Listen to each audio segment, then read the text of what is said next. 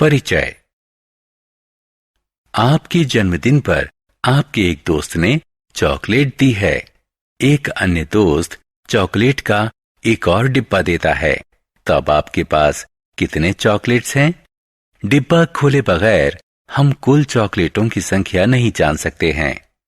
ऐसी स्थिति में हम चॉकलेट की अज्ञात संख्या के लिए चर का प्रयोग करते हैं। इस समीकरण को हल करके चॉकलेट की अज्ञात संख्या ज्ञात कर सकते हैं। उद्देश्य। इस पाठ के अंत में आप निम्न करने में सक्षम हो जाएंगे: समीकरण हल करना, लंबाई और दूरी से संबंधित समस्याओं में इसका प्रयोग करना।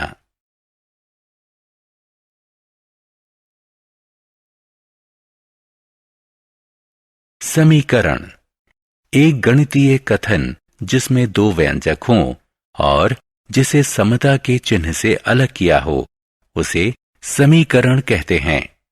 समता के चिन्ह के बाएं तरफ के व्यंजक का मान चिन्ह के दाएं तरफ के व्यंजक के मान के बराबर होता है। समीकरण के कुछ उदाहरण हैं। एक या दोनों व्यंजकों में चर हो सकते हैं। जब किसी समीकरण में केवल एक चर हो तो उसे एक चर वाला समीकरण कहते हैं। जैसे यदि किसी समीकरण में दो चर हों तो उसे दो चर वाला समीकरण कहते हैं। जैसे रैखिक समीकरण। यदि किसी समीकरण में चर x की अधिकतम घात 1 हो तो इसे रैखिक समीकरण कहते हैं।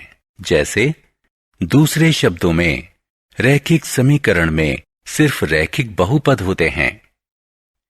समीकरण के पक्ष। समता चिन्ह के बाएं तरफ के व्यंजक को LHS और दाएं तरफ के व्यंजक को समीकरण का RHS कहते हैं। LHS और RHS समीकरण के पक्ष होते हैं।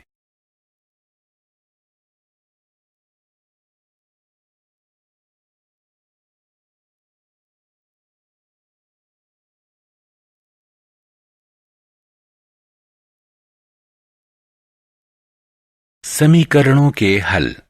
चर का वह मान जो समीकरण को संतुष्ट करे उसे समीकरण का हल कहते हैं।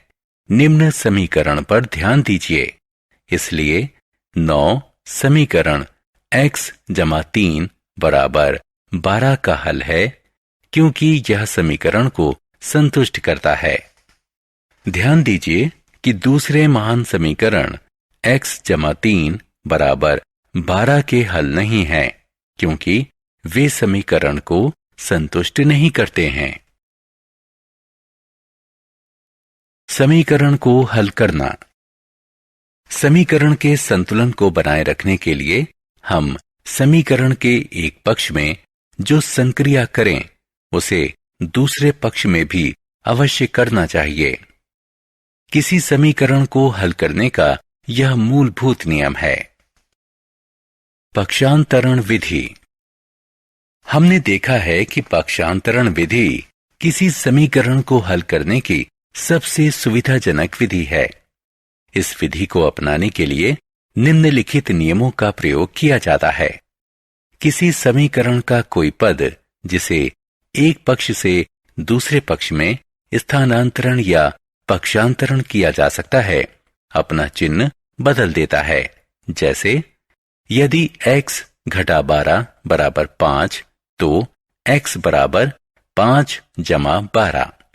यदि x जमा 1 बराबर कोष्ठक में घटा 2x तो x जमा 2x बराबर कोष्ठक में घटा 1।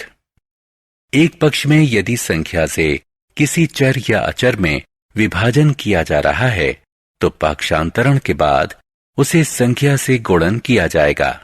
इसके उलट भी सत्य है। जैसे 5x बराबर 10 हो जाता है x बराबर 10 गुणा 5 बराबर 50 के। 5x बराबर 10 हो जाता है x बराबर 10/5 बराबर 2 के। इस नियम के प्रयोग से चरों को बाएं पक्ष में और अचर पदों को दाएं तरफ पक्षांतरण कर दिया गया है।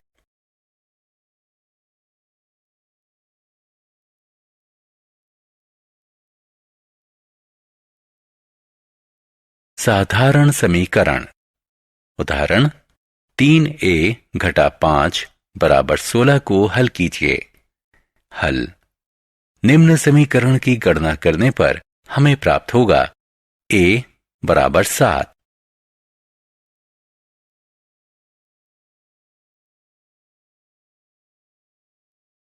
दोनों पक्ष में चर वाले समीकरण। उदाहरण x घटा 3 बराबर 5 जमा 5x को हल कीजिए। हल। निम्न समीकरण की गणना करने पर हमें प्राप्त होगा x बराबर कोष्ठक में घटा 2।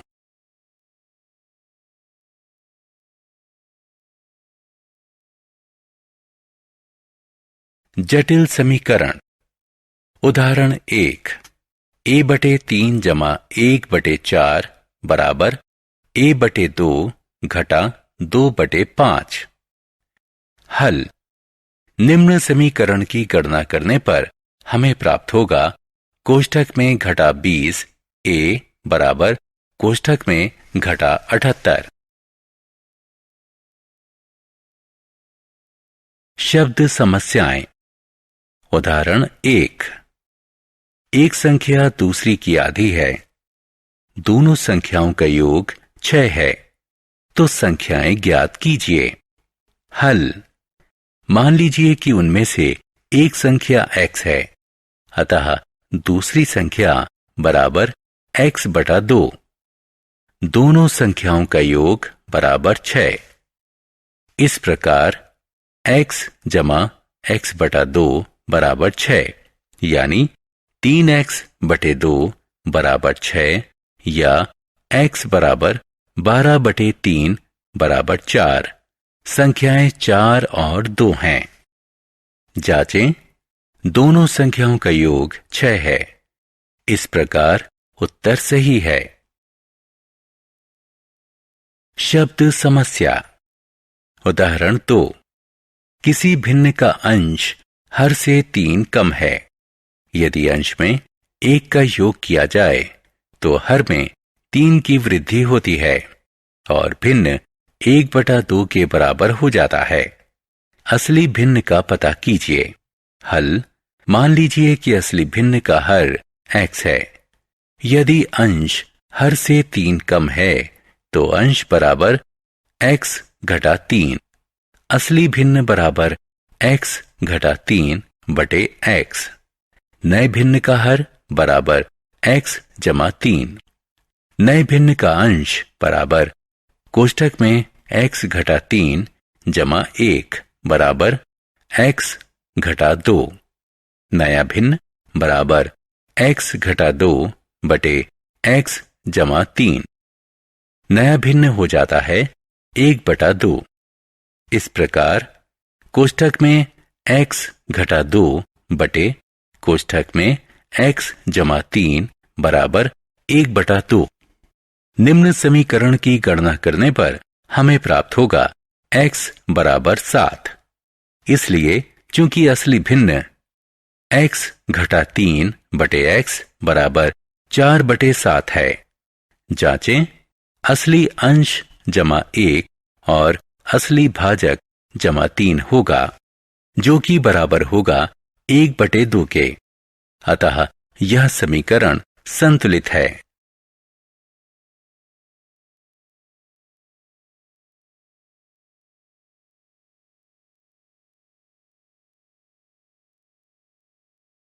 शब्द समस्या।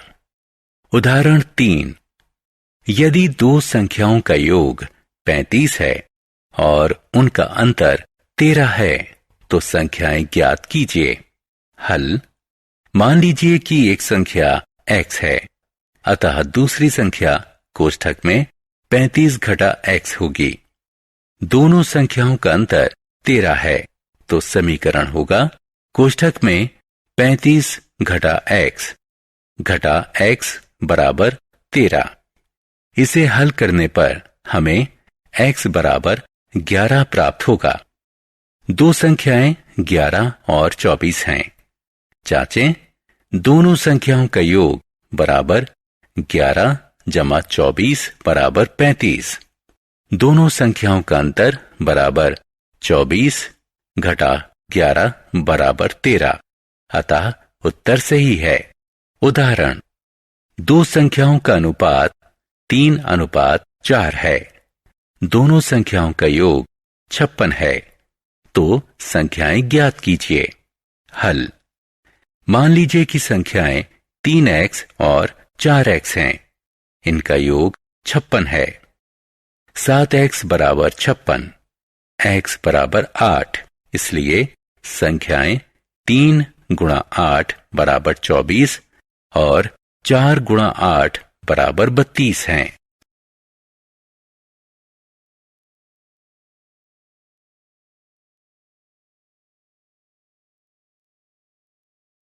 उम्र संबंधी समस्या। उदाहरण 1। अनिल अजित से 9 वर्ष बड़ा है। 10 वर्ष पश्चात अनिल की उम्र उसके दोगुनी होगी, जितनी उम्र अजित की 10 वर्ष पहले थी। उनकी वर्तमान उम्र ज्ञात कीजिए। हल, मान लीजिए कि अजित की वर्तमान उम्र x है। दी गई सारणी को देखिए। इस प्रकार बराबर x जमा 19।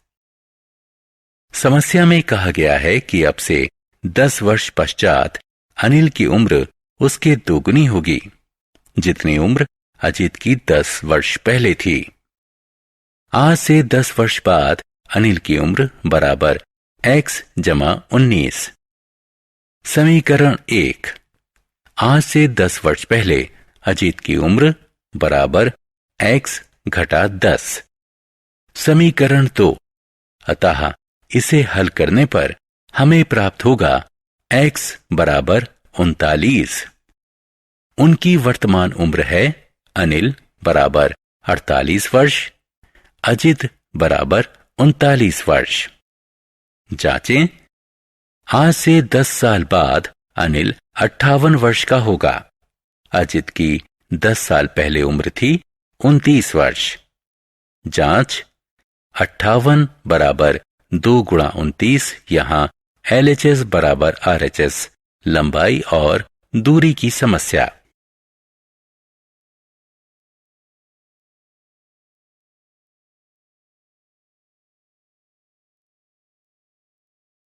लंबाई और दूरी की समस्या। उदाहरण 2। एक आयत की लंबाई उसकी चौड़ाई से 6 इकाई अधिक है। इसका परिमाप 20 इकाई है। इसकी लंबाई और चौड़ाई ज्ञात कीजिए। हल, मान लीजिए कि आयत की चौड़ाई x इकाई है। अतः लंबाई बराबर x जमा 6 चौड़ाई 2। कोष्ठक में लंबाई जमा चौड़ाई बराबर परिमाप। क्योंकि परिमाप 20 इकाई है, इसलिए लंबाई जमा चौड़ाई बराबर 10 इकाई होगी। इस प्रकार x जमा कोष्ठक में x जमा 6 बराबर 10 या 2x जमा 6 बराबर 10, इसलिए 2x बराबर 4 और x बराबर 2। चौड़ाई बराबर 2 इकाई, लंबाई बराबर 2 जमा 6 बराबर 8 इकाई, लंबाई बराबर 8 इकाई।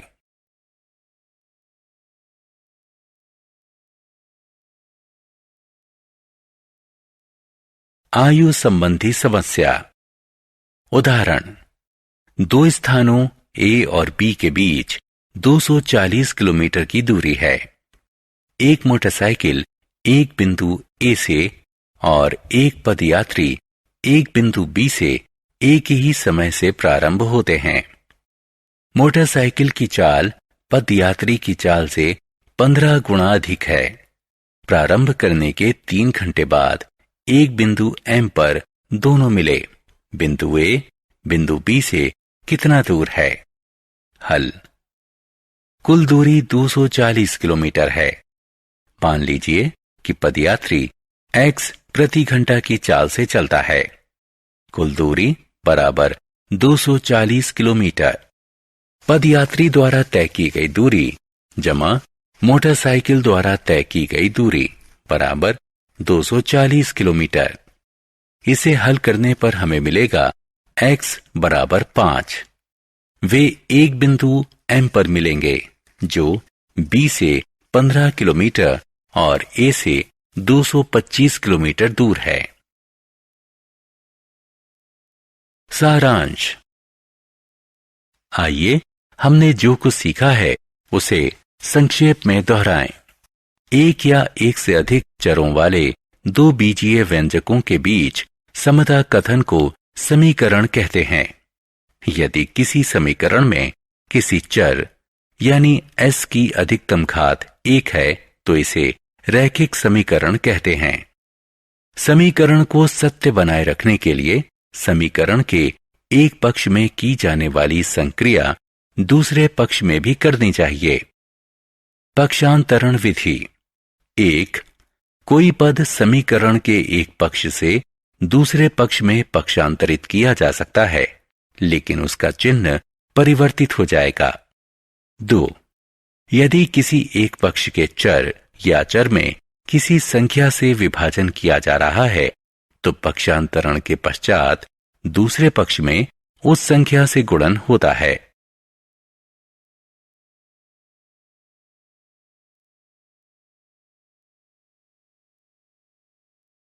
किसी समीकरण को हल करते समय हम निम्न चरण प्रयोग में लाते हैं। अज्ञात को चिन्हित करते हैं, दिए गए तथ्यों को पहचानते हैं, दिए गए संबंधों के आधार पर समीकरण बनाते हैं, समीकरण को हल करके अज्ञात का मान करते हैं,